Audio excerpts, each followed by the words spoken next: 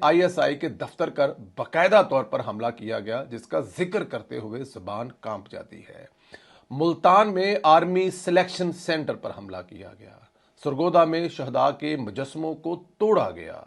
میاں والی میں ایئر فورس کے بیس پر حملہ کیا گیا۔ ایم عالم کا جہاز جو دشمن کے خلاف علامت تھا، اس کو جلا دیا گیا۔ اس سے زیادہ اور زیادتی کیا ہو سکتی ہے؟ بیس کی دیوار گرا دی گئی۔ کیپٹن کرنل شیر خان کے مجسمے کی بے حرمتی کی گئی، جس کی تعریفوں کے پل دشمنوں نے باندھے، جس سے دشمن بھی ڈر جائے۔ جب وہ شہید ہو چکے تھے تو پھر بھی دشمن ان کے نزدیک نہیں آ رہا تھا۔ ان کے مجسمے کے ساتھ جو کیا گیا وہ بھی آپ نے دیکھا۔ یہی نہیں، وہ عادل راجہ اور پی ٹی آئی کے باہر بیٹھے انتشاری، جنہیں یہ ڈالرز میں تنخواہ دیتے ہیں، انہوں نے بندوقیں اٹھانے کی تلقین کی، آرمی افسران کے گھروں کے ایڈریس ہجوم کو بتائے، وہ ترغیب دیتے رہے افسران کے گھروں پر حملے کرو۔ ذرا کلپ سن لیں دونوں۔ I S I internal security اور ایکسٹرنل سیکیورٹی کی ذمہ داری ہے یا بتے کھولنے کی ذمہ دار ہے یا بدماشیوں کی ذمہ دار ہے یا لوگوں کو اغوا کرنے کی ذمہ دار ہے یا لوگوں کی ماں بہنوں بیٹیوں کو اٹھانے کی ذمہ دار ہے؟ پھر لوگ نکل آئیں گے اور اس دفعہ لوگ نکلیں گے تو وہ پہلے سے زیادہ تیار ہو کے نکلیں گے۔ اس دفعہ لوگ اکیلے نہیں نکلیں گے، اس دفعہ لوگ ڈنڈے بھی نہیں لیں گے، اس دفعہ لوگ بندوقیں لے کے نکلیں گے اور سب کے پاس بندوقیں، وہاں کوئی مسئلہ نہیں ہے بندوق کا۔ اور پھر بندوقیں اگر انہوں نے چلائی تو لوگ بھی چلائیں گے۔ آپ نے باجوے کے گھر کی طرف جانا ہے، آپ نے آرمی ہاؤس کی طرف جہاں عاصم رہتا ہے، آپ نے D G I S I کے گھر کی طرف جانا ہے جو کہ چکلالہ کے اندر ہے، اور آپ نے فیصل نصیر کے گھر جانا ہے۔ پہلے آپ نے یہ جو 4 سانپ ہے نا، آپ نے ان سانپوں کو پکڑنا ہے۔ ان ننگے ثبوتوں کے باوجود یہ 9 مئی کو فالس فلیگ آپریشن کہتے ہیں۔ یہ مکر جاتے ہیں، لیکن ان کے اپنے لوگ جو پکڑے گئے ہیں، جنہوں نے پریس کانفرنس کی ہے، جن انتشاریوں نے عمران خان کو 9 مئی کا ماسٹر مائنڈ قرار دیا ہے، اس حقیقت سے آپ کیسے دامن چھڑوا سکتے ہیں؟ یہ ذرا اعترافی بیانات بھی سن لیں۔ پہلے سے بنائے گئے منصوبے کے مطابق لاہور کور کمانڈر ہاؤس پر حملہ کرنا تھا۔ پچھلے 1 سال سے جب سے خان صاحب کی حکومت ختم ہوئی ہے، عمران خان کا بیانیہ فوج کے شدید خلاف تھا، جو لوگوں کے دلوں میں بیٹھ چکا تھا، جس میں میں بھی شامل تھا۔ P T I leadership doctor Yasmin Rashid, Ijaz Chaudhry, Hassan Niazi نے عوام کو مزید اکسایا اور توڑ پھوڑ کا پیغام دیتے ہوئے لاہور کور کمانڈر ہاؤس کی طرف لے گئے۔ میں بھی وہاں اس توڑ پھوڑ میں شامل تھا۔ میں نے شدید قسم کی نعرے بازی کی۔ اس ساری صورتحال کو دیکھتے ہوئے فوج نے بڑا صبر و تحمل کا مظاہرہ کیا۔ میرا نام ہاشر خان درانی ہے، انصاف یوتھ ونگ لاہور کا information sector Lahore corps commander house پہ حملہ ہوا۔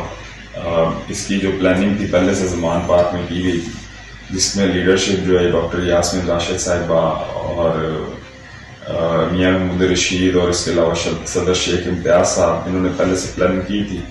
تو یہ کیوں ہوا؟ کیونکہ یہ پہلے سے لوگ حملہ ہوئے کور کمانڈر ہاؤس، لوگوں کو عمران خان صاحب نے بیانیہ جو دیا فوج کے خلاف، اس پہ لوگ جو ہے وہ اثر انداز ہوا وہ لوگوں کے، اور پھر اس کا نتیجہ یہ ہوا کہ لوگ ادھر آ کے حملہ کیا، لوگوں نے توڑ پھوڑ کی۔ میں بھی وہاں پہ تھا، میں نے بھی وہاں پہ ویڈیو بنائی کہ لوگوں انقلاب آ گیا، ان کو اکسایا، پھر میں نے جھنڈا میرا لگایا ادھر باہر گیٹ کے اوپر اور کہا کہ یہ کور کمانڈر ہاؤس نہیں، یہ خان ہاؤس ہے۔ تو یہ سارا کچھ ہوا۔ تو اس میں نے دیکھا کہ فوج کا جو رویہ تھا وہ بڑا پازیٹیو تھا۔ اس نے عام شہریوں کے اوپر اور کسی کے اوپر کوئی جو ہے وہ ایون کہ تنکا بھی نہیں مارا۔ ہماری فوج ہے، اس نے کسی شہری کو کوئی نقصان نہیں پہنچایا۔ 9 مئی کو جب عمران خان کو گرفتار کر لیا گیا تو پہلے سے ہی طے شدہ پلان کے مطابق، جو کہ زمان پارک میں طے کیا گیا تھا، جن میں پی ٹی آئی کی لیڈرشپ، جن میں حسان نیازی، ڈاکٹر یاسمین راشد اور اعجاز چودھری وغیرہ شامل تھے، ان کے ساتھ مل کر ہم لوگوں نے لاہور کور کمانڈر ہاؤس پر حملہ کیا اور وہاں پر جلاؤ گھراؤ کا حصہ بنے۔ یہ سب عمران خان کی ان تقاریر کا نتیجہ ہے جو انہوں نے فوج کے اگینسٹ کی ہوئی تھی، جن سے متاثر ہو کر ہم لوگوں نے یہ سب کچھ کیا اور جلاؤ گھراؤ کا حصہ بنے۔ اب ذرا ان شہداء اور لوحاقین، ماں باپ، بیوی بچوں کے جذبات بھی سن لیں جن کی بے حرمتی کی گئی، جنہیں نیازی جیسے کلٹ نے اپنی سیاست کی نظر کیا۔ وہ بھی سننا آپ کے لیے ضروری ہے۔ ہمارے بچے تو اس قدر قربانیاں دے دے کے اس ملک کو بچانے کی کوشش کر رہے ہیں۔ بچے ایسے بھی شرپسند ہیں جو ہمارے قومی اثاثوں کا یہ حشر نشر کر دیتے ہیں، جس کی ہمیں دیکھ کے بہت ہی تکلیف ہے، بہت تکلیف ہے۔ ہم تو پہلے ہی بہت زخم خوردہ ہیں، ہمیں مزید نہ ستائیں۔ جس کا بچہ جو ہے وہ شہید ہوا ہو اور انہوں نے جتنے پیار لاڈ سے جو ہے وہ پالا ہوا ہو۔ میں کون سے سوال کرتا ہوں؟ आप बताएं, मैंने अपना बेटा कुर्बान किया है, वो इसलिए किया है कि उसके शहादत के बाद उनकी कब्रों को नुकसान पहुंचाया जाए।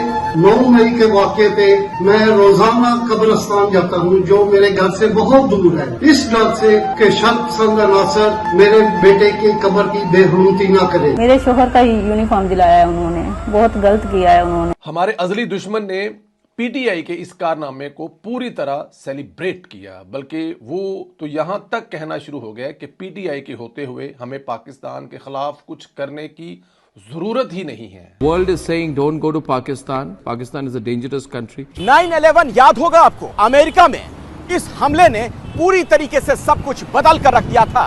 पाकिस्तान में भी 9 मई की घटना को 9/11 की घटना की तरह ही पेश किया जा रहा है। 76 साल बाद पाकिस्तान के खात्मे का सायरन बजा, दुनिया ने आतंकी मुल्क की बर्बादी का तमाशा देखा। तारीख थी 9 मई। यही वो तारीख है जब ताकत के मुगालते में रहने वाली पाकिस्तान की फौज अपने ही अवाम से पस्त हो गई। अब यही तारीख पाकिस्तान की बर्बादी के ताबूत में आखिरी कील साबित होने वाली है। अब ये सब कुछ खत्म नहीं हुआ। इमरान खान आज भी उसी चीज पर अड़ा हुआ है, अपनी उसी जिद पर अड़ा हुआ है।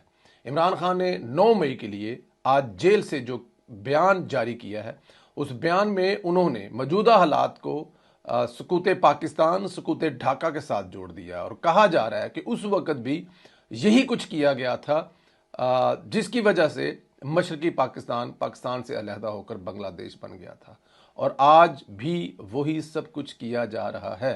इमरान खान यहाँ पर ये कहना चाह रहे हैं कि फ़ौज वही जुल्म और सितम आज भी कर रही है जो उस वक़्त इमरान खान के बकौल वहाँ पर किए गए, और जिसकी वजह से अब पाकिस्तान से अलहदा होकर बांग्लादेश बन गया। अब आप खुद अंदाज़ा कर लें, जिसको ये सिर्फ सदके दिल से माफ़ी मांग कर तौबा करने का कह रहे हैं, वो इन पर इल्ज़ाम लगा रहा है। इमरान खान का वाहिद मकसद इस मुल्क को नुकसान पहुँचाना है, और ये बात हमें बुज़ुर्ग कह गए हैं। उन बुज़ुर्गों के क्लिप, उन बुज़ुर्गों की किताबों में लिखे हुए भी आपके सामने हैं कि उन्होंने कहा था।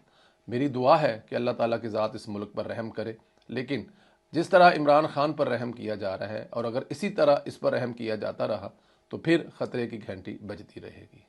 अल्लाह पाक आपका हामियों नासर हो। अपना ख्याल रखें, इजाज़त दें, खुदा हाफिज़।